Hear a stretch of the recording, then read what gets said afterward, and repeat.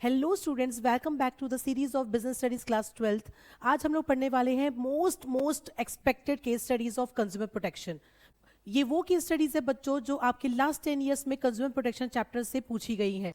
तो बच्चों हम लोग स्टार्ट करते हैं हमारी पहली केस स्टडी। सबसे पहले करना क्या है, आपको कोई भी केस स्टडी हो आप एक बार लास्ट लाइन में लास्ट पैरा पे एक बार रीड कर ले। Identify and quote the two rights of the consumer. Consumer के दो राइट्स को आइडेंटिफाई करना है एंड कोट करना है, एक्सप्लेन नहीं करना है, आइडेंटिफाई एंड कोटेशन चाहिए। Which are being promoted by the company. दो राइट्स बताने हैं कंज्यूमर्स के और वो राइट्स हमें बताने हैं जो केस स्टडी में डिस्कस किए गए हैं। ABC Limited is a leading cosmetic manufacturing company. It has its own consumer service and grievances redressal center to address consumer concerns. The mobile phone number of the consumer service and grievances redressal cell is printed on the label of all its product as a policy to get feedback or complaints from their customers. अपने ABC limited एक ऐसी company है जिसने consumers की शिकायतों को और feedback को सुनने के लिए एक कस्टमर केयर नंबर जो है वो प्रोडक्ट पे प्रिंट करवा के रखा है। तो एक पहला राइट ये कंपनी अडॉप्ट करती है, ये फर्स्ट राइट है। ये राइट कौन सा है ये आपको आइडेंटिफाई करना है। ये राइट है right to be heard. Customers की कंप्लेंट को सुनना और उसे ठीक करने की कोशिश करना।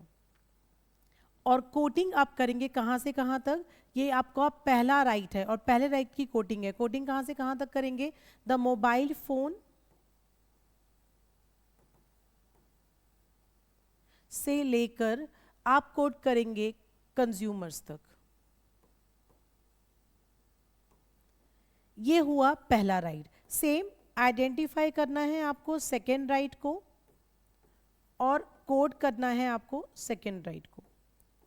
ठीक है, अब देखते हैं। It also runs various programmes to educate the consumers about their rights and reliefs available to them in case a product और service falls short of their expectation. Workshops को कंडक्ट करके वेरियस प्रोग्राम्स को organise करके customers को educate करती है ताकि उनको उनके राइट्स पता चलें। तो सेकेंड है राइट जो डिस्कस किया गया है केस स्टडी में, राइट टू कंज्यूमर एजुकेशन। और इसकी कोटिंग कहां से कहां करेंगे, इट ऑल्सो रन्स से लेकर आप कोट करेंगे एक्सपेक्टेशंस तक।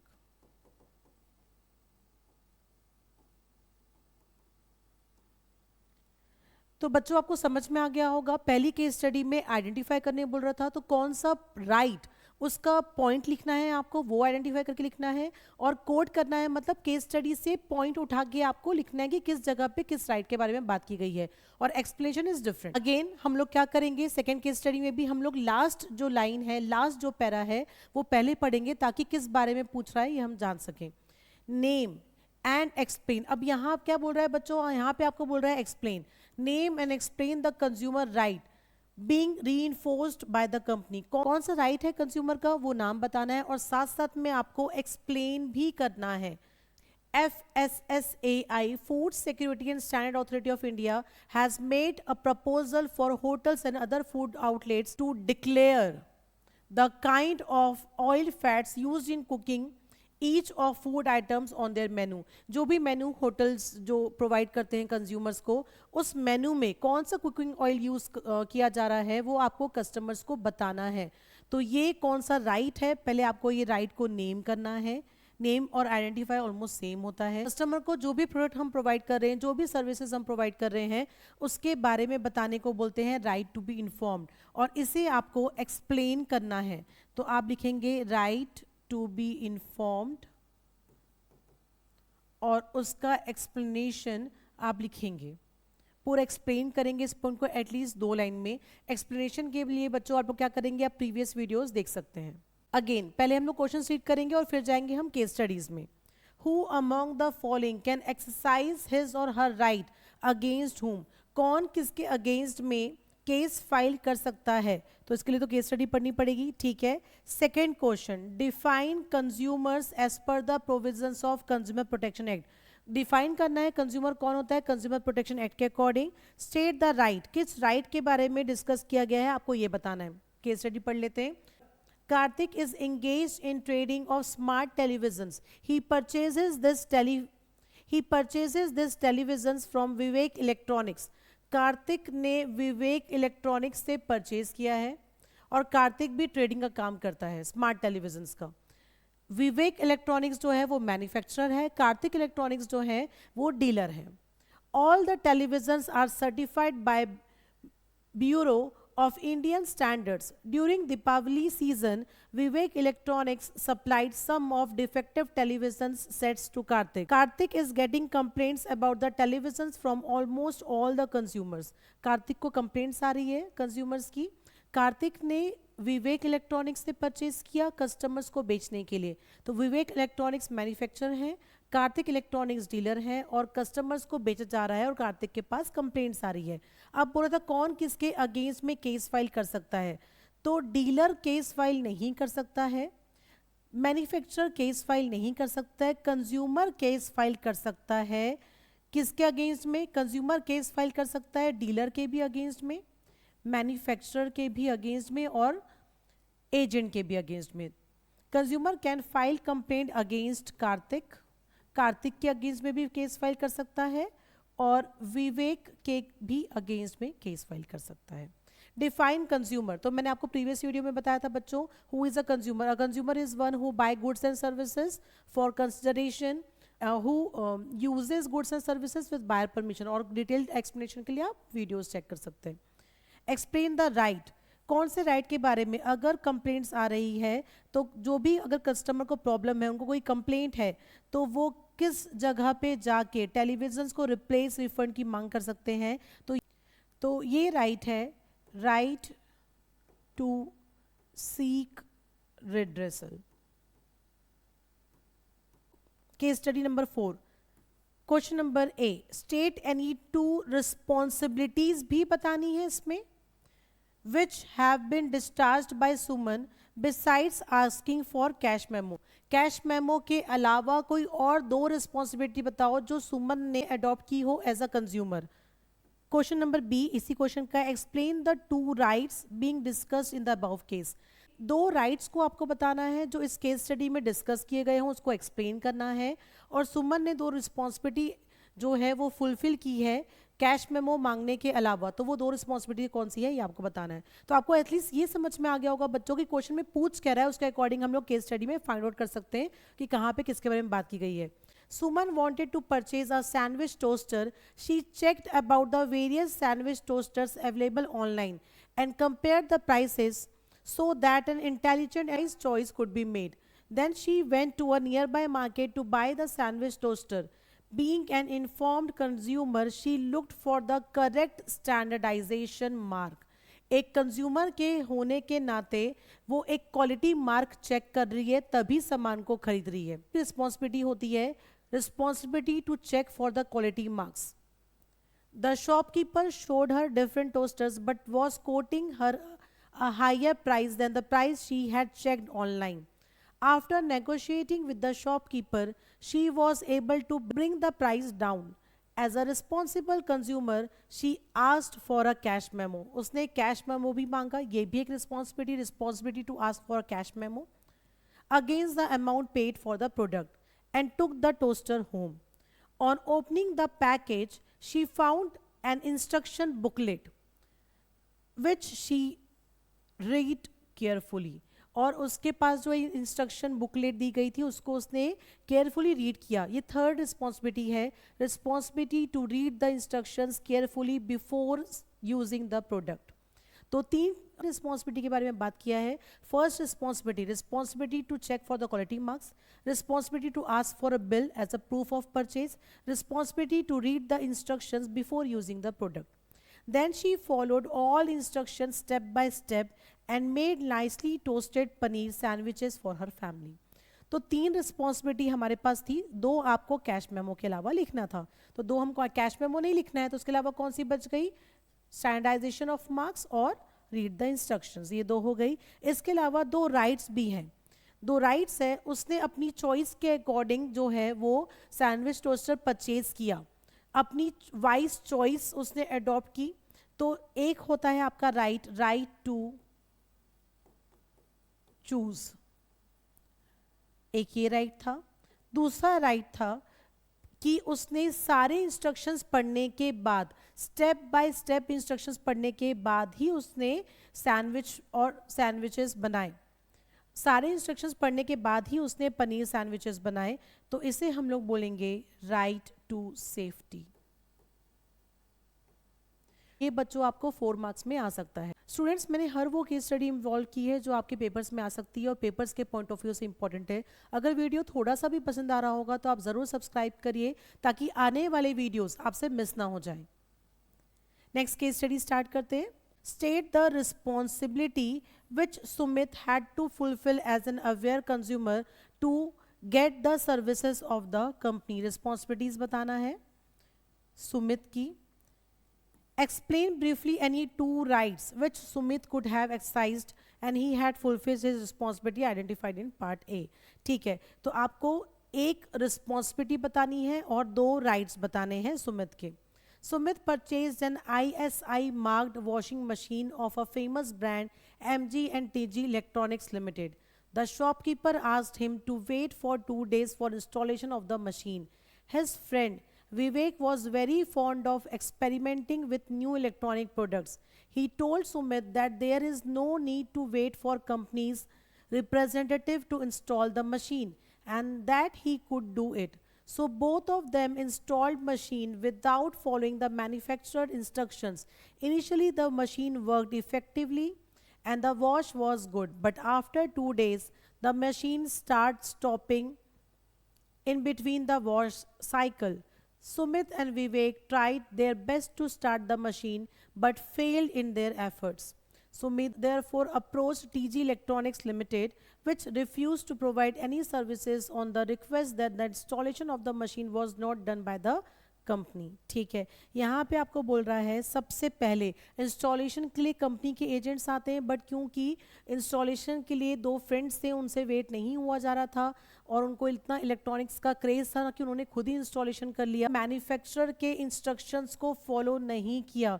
पहली responsibility to read the instructions carefully.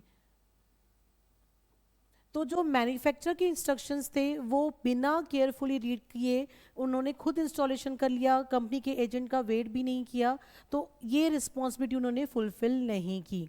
Explain briefly any two rights which Sumit could have exercised, which is responsibility। अगर सुमित अपनी रिस्पॉन्सिबिलिटी फुलफिल किया होता, उसने इंस्ट्रक्शंस केयरफुली रीड किए होते, एजेंट का वेट किया होता इंस्टॉलेशन के लिए, तो वो अपने दो राइट की मांग कर सकता था अगर मशीन वर्क नहीं कर रही थी। तो पहला राइट था उसका राइट टू बी हर्ड, उसके प्रॉब्लम्स को, उसकी शिकायतों को कंपनी के द्वारा सुना जाता। और दूसरा राइट, अगर कंपनी रिप्लेस नहीं करती और कंपनी नहीं मानती कि प्रोडक्ट को रिफंड, प्रोडक्ट के प्राइस को रिफंड करना है या रिप्लेस करने की मांग करने पर भी कंपनी अगर शिकायतों को नहीं सुनती, तो सुमित का ये राइट होता कि वो गवर्नमेंट की बनाई हुई एजेंसीज के पास जाके मांग कर सके प्रोडक्ट को रिप्लेस करने की, रिफंड करने की, या जो भी सुमित को लॉस हुआ है उसका कंपनसेशन करने की। Case study number 6, tell me whether Manisha can file appeal in the Supreme Court, clarify your answer. आपसे ये पूछ रहा है क्या मनीषा सुप्रीम कोर्ट में अपना केस फाइल कर सकती है क्या, अपने आंसर को क्लैरिफाई करिए। Test a new car for ₹15 lakh, immediately after the purchase she noticed some defect in its engine. Soon she contacted the dealer, but the dealer paid no heed to her complaint. Then she filed her complaint with the district commission. She was not satisfied with the decision of district commission. District commission में complaint किया था पर satisfied नहीं है. She was not satisfied. She filed an appeal against the decision of state commission. फिर state commission में complaint की. She was not satisfied with the decision of state commission. State commission के decision से भी जो मनीषा है वो satisfied नहीं है. Now she challenged the decision in the national commission, फिर उसने अपील किया है नेशनल कमीशन में उसके जो भी गुड्स की वैल्यू है, जो भी उसके नुकसान हुआ है, उसको वापस से रिव्यू करने के लिए। Manisha was not satisfied with the decision of national commission, और नेशनल कमीशन के डिसीजन से भी मनीषा सेटिस्फाइड नहीं है। क्या मनीषा सुप्रीम कोर्ट में जाके अपील कर सकती है? नो, नहीं कर सकती बच्चों। सुप्रीम कोर्ट में वही कंज्यूमर जा सकता है जिसने गुड्स और सर्विसेज अबव 10 करोड़ की परचेज की हो, जिसके गुड्स और सर्विसेज की वैल्यू 10 करोड़ से ज़्यादा है। जो नेशनल कमीशन का कंज्यूमर है वही सुप्रीम कोर्ट में जाके अपील कर सकता है कोई भी राइट्स के लिए। तो मनीषा की कार की वैल्यू 15 लाख है। मनीषा सबसे पहले जाएगी डिस्ट्रिक्ट कमीशन में कंप्लेन करने के लिए। अगर वो डिस्ट्रिक्ट कमीशन के फैसले से सेटिस्फाइड नहीं है तो 45 डेज में अपील करेगी स्टेट कमीशन में, और स्टेट कमीशन के फैसले से सेटिस्फाइड नहीं है तो वो 30 डेज में अपील करेगी नेशनल कमीशन में। But beyond national commission Manisha नहीं जा सकती क्योंकि उसकी प्रोडक्ट की वैल्यू जो है वो अबव 10 करोड़ नहीं है। तो no, Manisha can not file her appeal in the Supreme Court because her product value is less than 10 crore. She can go to district commission, state commission and national commission for her rights. Case study number 7, हमारे पास 3 questions हैं। Which consumer disputes redressal agency did Rajneesh approach? हमारे पास 3 redressal agency है, district commission, state commission, national commission. Out of the 3 tier machinery setup under consumer protection act, Rajnish किस agency के पास जाके complain कर सकता है?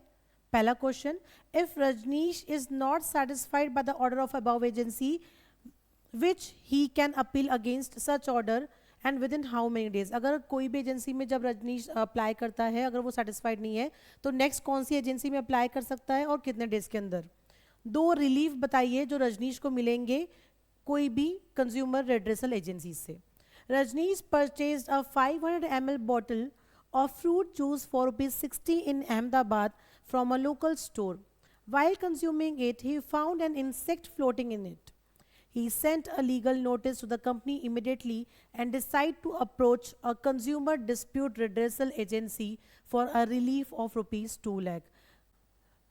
रजनीश ने एक फ्रूट जूस लिया था जिसमें इंसेक्ट देखा उसने और वो मांग करना चाहता है 2 लाख रुपए के रिलीफ की, और रजनीश के प्रोडक्ट की वैल्यू कितनी है? 60 रुपीज़। तो अप टू 1 करोड़ की जो भी वैल्यू होती है उसके लिए डिस्ट्रिक्ट कमीशन में सबसे पहले कंप्लेंट करनी होती है। तो रजनीश सबसे पहले डिस्ट्रिक्ट कमीशन में जाएगा। अगर रजनीश डिस्ट्रिक्ट कमीशन के ऑर्डर से सेटिस्फाइड नहीं है तो विद इन 45 डेज वो अपील करेगा स्टेट कमीशन में, और अगर स्टेट कमीशन के ऑर्डर से सेटिस्फाइड नहीं है तो वो नेशनल कमीशन में जाके ऑर्डर करेगा 30 डेज के अंदर। बट वो सुप्रीम कोर्ट में नहीं जा सकता बिकॉज उसके प्रोडक्ट की वैल्यू अबव 10 करोड़ नहीं है। State any 2 relief that guarantee to Rajnish. Rajnish को कोर्ट से क्या रिलीफ मिलेगा? पहला रिलीफ, कस्टमर के प्रोडक्ट को रिप्लेस कर दिया जाएगा, या फिर उस प्रोडक्ट की जो वैल्यू है वो उसको प्राइस पे कर दिया जाएगा। रजनीश को जो भी नुकसान हुआ, जो भी लॉस हुआ, उसके लिए उसको कंपेंसेशन दिया जाएगा, प्रोडक्ट को डिसकंटिन्यू कर दिया जाएगा मार्केट से, फॉल्स एडवर्टीजमेंट जो है वो खत्म कर दिए जाएंगे। इस तरह का रिलीफ दिया जाता है। Case study number 8, first question, which grievance redressal agency had Anuj approached? Anuj जो है वो कौन सी रेड्रेसल एजेंसी में जाके अप्रोच करेगा? उसके 3 रिलीफ बताएं। तो रिलीफ तो मैंने अभी आपको बताया है, वही रिलीफ आप लिख सकते हैं। Anuj after a lot of research paid SS developers an advance of ₹2 crore, 2 crore तक का एडवांस दिया है। Build a lavish house for him, they promise to deliver the property within 18 months. जो भी हाउस के लिए उसने पेमेंट दी थी वो कंपनी बना के 18 महीनों में उसको दे देगी, हैंड ओवर कर देगी। At the end of 18 month Anuj asked for the delivery of the property. 18 महीने खत्म होने के बाद अनुज ने जो है वो अपने प्रॉपर्टी को हैंड ओवर करने की मांग की थी, but the developer did not respond. जो डेवलपर है, जो कंस्ट्रक्टर है, वो रिस्पॉन्ड नहीं कर रहा है। Anuj realise that SS developer was not in a position to hand over the property to him. Anuj asked for a refund for the money with interest, which assets developer refused. Anuj approached the consumer court with his complaint. अनुज ने 2 करोड़ की property खरीदी और उसको उस property को 18 महीनों में deliver कर देना चाहिए था, पर क्योंकि जो कंस्ट्रक्टर है एसएस डेवलपर्स वो डिलीवर नहीं कर पा रहे हैं, प्रॉपर्टी का कंस्ट्रक्शन कंप्लीट नहीं हुआ है, अनुज ने पैसे मांगे बट उन्होंने मना कर दिया। अनुज कौन से कोर्ट में जाके अप्रोच कर सकता है? तो अनुज की प्रॉपर्टी की वैल्यू है 2 करोड़। 1 करोड़ तक जा सकते हैं डिस्ट्रिक्ट कमीशन में, 1 करोड़ से 10 करोड़ स्टेट कमीशन में, अबाउट 10 करोड़ नेशनल कमीशन में। 2 करोड़ की वैल्यू है तो कहाँ जाएंगे बच्चों? हम जाएंगे स्टेट कमीशन में कंप्लेन करने के लिए। और 3 relief, paid the amount, replace, refund, compensation. Compensation दिया जा सकता है जो भी लॉस हुआ है अनुज को, प्राइस वापस किया जा सकता है, ये सब रिलीफ प्रोवाइड किए जा सकते हैं। Study number 9. State any 6 function which the NGOs can perform to impart knowledge and educate customers. NGOs कैसे काम करते हैं, कैसे educate करते हैं customers को, 6 functions आपको NGOs के बताने हैं। ये तो यही समझ में आ गया, फिर भी पढ़ लेते हैं। After completing his studies, Mahesh started working in a non-government organization NGO as an administrative officer. The organization is engaged in activities related to consumer welfare. One day when his mother returned home after shopping, she gave him the mixed fruit juice which she had bought. After consuming the juice, Mahesh started feeling uneasy. On checking, he found that the juice packet purchased was without FPO mark. He realized that there is a strong need to educate consumers about the role of NGOs before buying any goods and services. As an NGO administrator Mahesh ने सोचा है कि consumers के लिए कुछ help करने के लिए हमें अवेयरनेस क्रिएट करनी चाहिए और कुछ फंक्शंस बताने चाहिए एज एन एनजीओ एडमिनिस्ट्रेटर। कौन कौन से रेमेडीज होती हैं जो एनजीओस प्रोवाइड करते हैं? पहला, spread awareness, testing the quality of products, motivating business to follow business ethics, और इसके अलावा मैंने आपको लास्ट वीडियो में पढ़ाया था publishing journals, providing legal assistance, अगर कंज्यूमर खुद उतना पढ़ा लिखा नहीं है तो लीगल असिस्टेंस प्रोवाइड करते हैं, गवर्नमेंट को असिस्ट करते हैं। तो ये सारे फंक्शंस आपको लिखने हैं। तो बच्चों, अगर आपको ज़रा सा भी वीडियो पसंद आया हो और केस स्टडी समझ में आई हो तो लाइक एंड सब्सक्राइब ज़रूर करिएगा, और अपने क्लासमेट्स के साथ में, अपने फ्रेंड्स के साथ में ये वीडियो ज़रूर शेयर करिए और सब्सक्राइब करिए ताकि आपको कोई भी नेक्स्ट वीडियो जो है आपका वो मिस ना हो जाए।